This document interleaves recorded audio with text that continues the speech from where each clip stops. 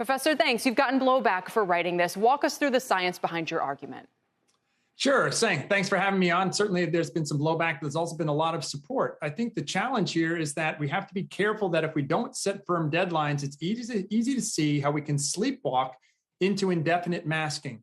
Now, the CDC has set metrics for masking for adults, but inexplicably, they have not set metrics on when kids can take away masks.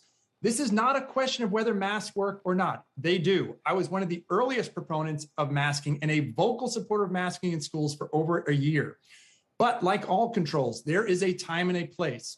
And just as we have to be willing to put on masks when things get bad, and who knows what comes next, we have to be equally willing to pull back when the time is right. And with the approval of boosters or approval of vaccines expected very shortly for 5 to 11-year-olds, it makes sense that we should no longer have mask mandates in schools after January. Are you tying the removal of masks to the receival of the vaccines? And if so, how should that timeline progress? Should there be certain milestones that sort of unleash the next phase of masks or lack thereof?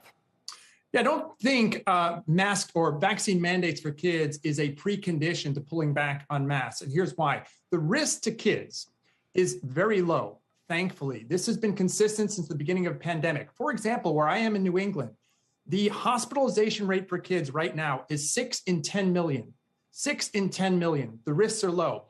Everyone will have a shot to get a vaccine very soon. But here's what you can do if you're still concerned, and here's why we don't need mask mandates. If you're still concerned, first, every adult should be vaccinated. 2, if you remain concerned, you should get a booster. CDC has opened that door for anybody who wants a booster, essentially can get one. 3, your child should be vaccinated. I have a 12-year-old is vaccinated, 15-year-old is vaccinated, and I have a 9-year-old that will be vaccinated on the first chance we get in a couple of weeks. Third, anyone who wants to continue to wear a mask should be allowed to, and that's perfectly fine. They should wear a good mask. But it sounds like what you're saying is that the risks of leaving mask mandates in place themselves are worth considering. What are those risks and how do they stack up against the spread of COVID, which, as we're seeing in the UK, can persist if not enough of the population is vaccinated? Yeah, the single best tool we have right now are vaccines. And we have to do a couple things to protect kids. First, adults should be vaccinated. We should be mandating vaccines for all adults in schools. As Tony Fauci and others have said, the best way to protect kids is to make sure the adults around them are vaccinated. I'd add we should also get those adults boosted.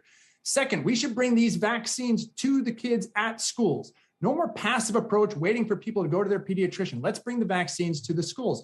3, there are other things we should be doing to protect kids. We need to expand the use of rapid antigen tests. We decrease on the number of unnecessary quarantining for kids. And 3, as I've been shouting from the rooftop for 20 months, we need to improve ventilation and filtration in schools.